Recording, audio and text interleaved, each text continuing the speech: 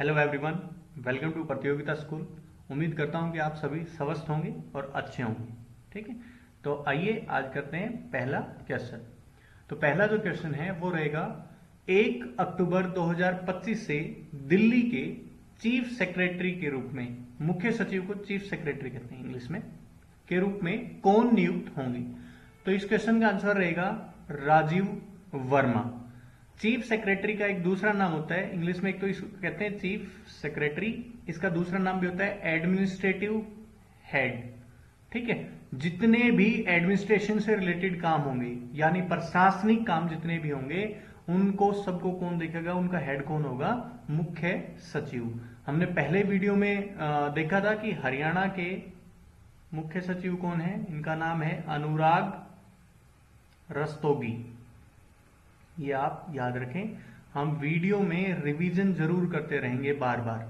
ठीक है, ये आप याद रखें।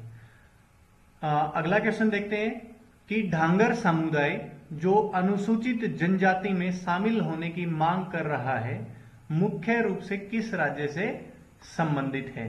तो इस क्वेश्चन का आंसर रहेगा महाराष्ट्र।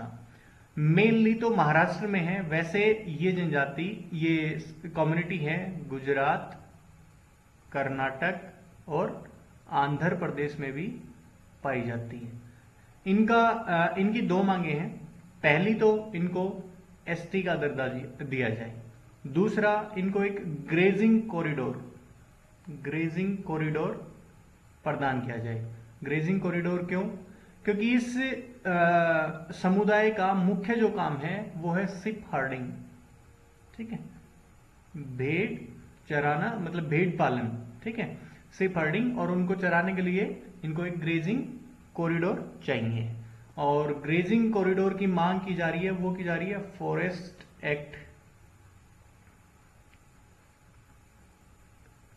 फॉरेस्ट राइट एक्ट है, राइट एक्ट 2006, इसके तहत ग्रेजिंग कॉरिडोर की मांग की जा रही है। अच्छा, एसटी की पहली बात तो हमारे संविधान में पूर्ण रूप से कोई परिभाषा नहीं दी गई है, और एसटी का दर्जा कब मिलेगा, जब स्टेट गवर्नमेंट ये डिमांड करेगी सेंट्रल गवर्नमेंट से। ठीक है, उसके बाद ये दर्जा मिलेगा।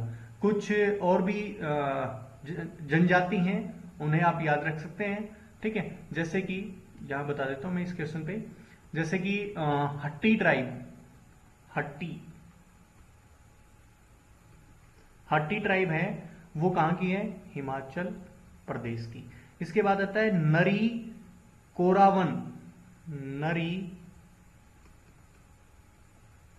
कोरावन, ये कहां की ट्राइब है, ये हो जाएगी तमिलनाडु की। तमिलनाडु की एक और ट्राइब है, वो भी याद रख सकते हैं आप, कुरी विकारन, ये भी कहां की है, तमिलनाडु की। अच्छा, एक है बिंझिया,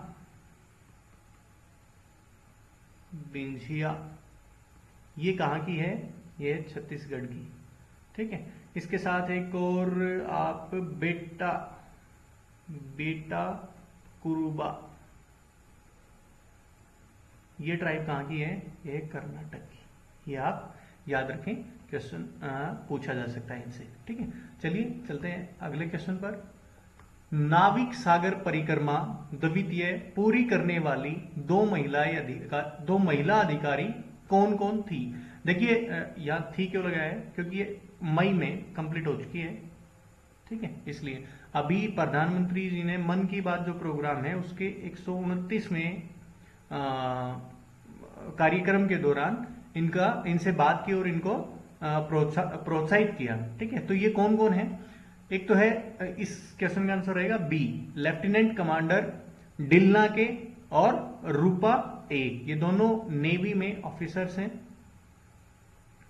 इंडियन नेवी में ऑफिसर्स हैं। ठीक है, और किस वेसल का, एक INSV तरीणी, इस वेसल का प्रयोग किया इन्होंने। इंडियन नेवी स्पेशल नहीं है, सेलिंग वेसल। ठीक है, इस वेसल का प्रयोग करके इन्होंने ये परिक्रमा पूरी की हैं। और ये कहां से स्टार्ट हुई थी? ये गोवा से स्टार्ट हुई थी। ये आप ये देखते हैं। अगला क्वेश्चन है कि भारत की पहली अंतरिक्ष वेधशाला यानी स्पेस ऑब्जर्वेटरी का क्या नाम है जिसने हाल ही में 10 साल पूरे कर लिए हैं? ठीक है, तो इसका नाम है एस्ट्रोसैट। ये 28 सितंबर 2015 को लॉन्च किया गया था। स्पेस ऑब्जर्वेटरी का मतलब है स्पेस की गतिविधियों का देखना, उनके बारे में जानकारी पहुंचाना। ये 5 साल के लिए भेजा था हमने एस्ट्रोसैट, लेकिन ये अभी भी काम कर रहा है। ठीक है, चलिए अगला क्वेश्चन देखते हैं। इस क्वेश्चन का आंसर तो आप सभी बता ही सकते हैं। एशिया कप 2025 किस टीम ने जीता? तो ये जीता है भारत ने। तो कुछ और चीजें हैं। पहली बात तो भारत का ये 9वीं बार जीता है भारत ने। ठीक है, और कहाँ हुआ था ये हुआ था यूएई, यूनाइटेड अरब एमिरेट्स में। और कब से कब तक? 9 सितंबर से 28 सितंबर तक। ठीक है, और इसमें सबसे ज्यादा रन किसने बनाए? रन सबसे ज्यादा बनाए अभिषेक शर्मा। और सबसे ज्यादा विकेट किसने लिए? ये लिए कुलदीप यादव। तो रन बनाए थे इन्होंने 314 और कुलदीप यादव ने कुल विकेट लिए थे 17। और इसी के साथ एक बात याद रख सकते हैं कि बीसीसीआई के नए प्रेसिडेंट हैं 37th अभी बने हैं। इनका नाम क्या होगा? मिथुन मनहास।